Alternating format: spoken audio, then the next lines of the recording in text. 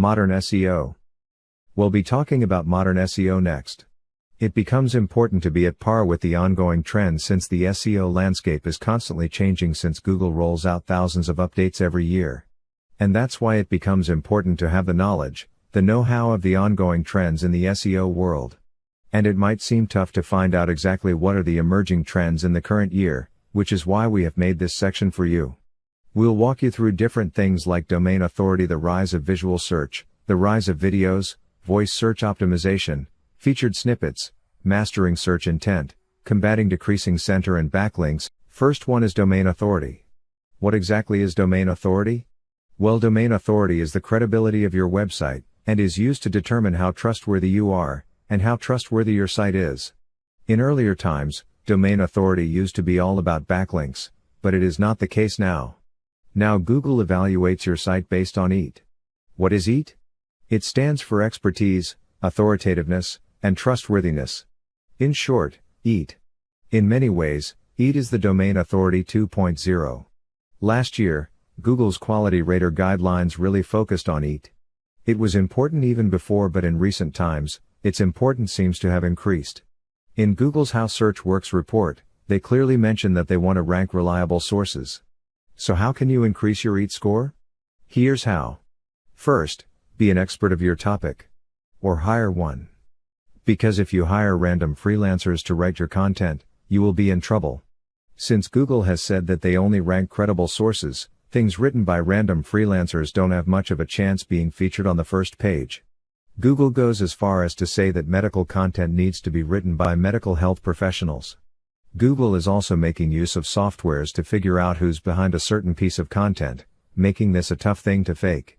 Therefore, it's important to be credible in 2020, if you want good rankings. Be transparent.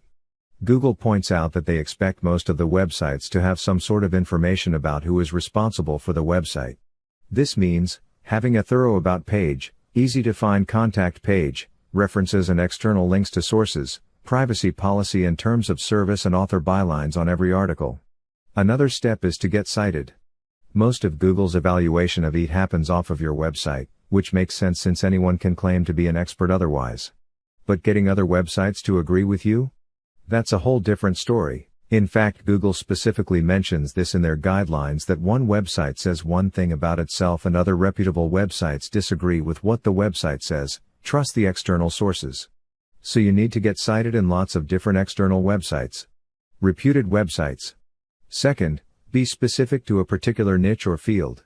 Your site, as a whole, needs to be associated with a certain topic. Which again comes down to off-site mentions. Number 2. A very important rising trend, which is visual search. Based on how it is taking off, visual search is bound to take off in coming years. To put this into perspective, Google Lens has already been used 1 billion times. Pinterest gets 600 million visual searches per month.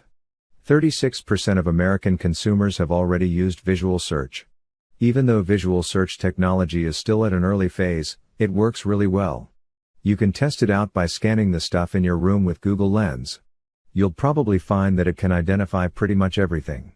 Google Lens can identify 1 billion objects, and that number is growing every day. People use visual searches for a lot of factors like shopping, directions, identifying landmarks, local business reviews, translations, recipes and lots more. So how can you optimize your website for visual search? Image SEO is the key. First step is to use descriptive delay names and write alt text for every image. According to Google's guidelines, they prefer pages which are authoritative, fresh and feature the image at the top of their website. Number 3. The rise of videos.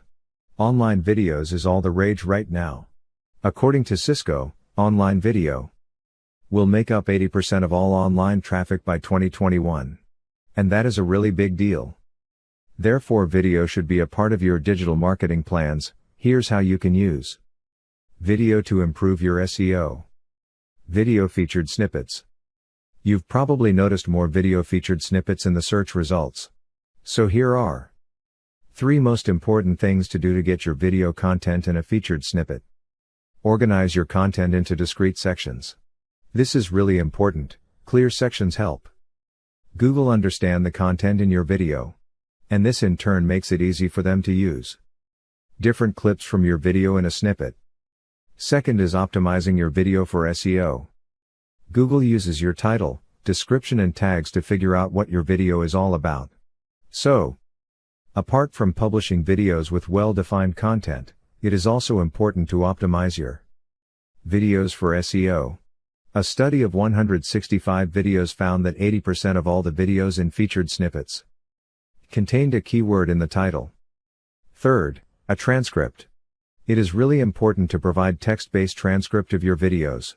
The captions generated by YouTube are really great, but not perfect.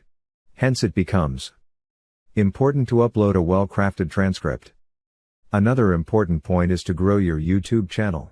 And if you don't have a YouTube channel yet, you're missing out. YouTube is already the world's largest search engine. And it is still growing. More and more people are searching for stuff on YouTube than before. It is really too big a search engine to ignore. And most marketers are too lazy to make a video, so you can get valuable brownie points by making a video. That is if you can make high quality videos. And it gets better. When you publish SEO optimized YouTube videos, you'll own more Google real estate. Embed your video content into text-based blog posts. That's because people want to see more content. So it's always better to embed videos into your blog posts. Another emerging and very important trend is voice search optimization. Voice search optimization is the next big thing. It is evident from these facts. 41% of adults perform at least one voice search every day. Voice search performed in Google are up by 35 times since 2008. Keeping these in mind, it is important to optimize your suite for voice search. Here's how you can do it. First of all, your content should already rank high in the Google search results. And by high, I mean in the top 3. According to a study, Google tended to source voice search answers from content that ranked in the top 3 search results. It's also important to include a question and answer in your content, since the majority of voice searches are questions like how to do a pull-up or who starred in Shawshank Redemption. When that happens, Google usually picks a page which contains the question and the answer. Which is why FAQ pages work really well for voice search. Ranking in featured snippet also helps a lot. A study revealed that 4 out of 10 voice search results come directly from a featured snippet. Which brings us to our next point. That is optimizing for featured snippets. According to SEMrush, 11.52% of all search results have a featured snippet. And they're stealing a lot of clicks from the number 1 spot. As the new saying goes, 0 is the new number 1. So how do you get your content to appear in the featured snippets? You start with finding opportunities. By doing keywords research. Keywords that you already rank for. Why? Because 99.57% of all featured snippets are from pages that rank on the first page for that term. So if you aren't on the first page, you have 0 chances of being ranked as a featured snippet. Second point is to add snippet bait to the page. Snippet bait is a 40 to 60 word block of content specifically designed to rank in J featured snippet spot. Why 40 to 60 words, you might ask?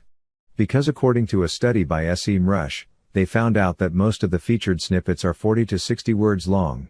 You could also use different types of snippet baits like list snippets, by using H2 and H3 subheaders for every item in your list. Or table snippets, by creating a table Google can easily pull data from. Another point at the core of SEO is search intent. It is really the backbone of SEO. Why? Because any content which doesn't match search intent, simply doesn't get ranked. So how do you figure out search intent? It starts with keyword research. You have to figure out the search intent behind each keyword. And you have to create something that exactly matches the search intent. Your content and keyword should be exactly what the people are searching for. Another method is to optimize your old content. You can change or modify your old content to make it better, to make it a better fit for the search intent, or just to improve user experience. It can have a good effect on your website. Backlinks still remain a key factor for the SEO. SEO is, eventually, all about content and backlinks. Without amazing content, you'll never be able to get backlinks, and without backlinks, you'll never be able to rank on the first page of Google. Backlinks are that important. Therefore, quality content and backlinks should be the main focus of your SEO.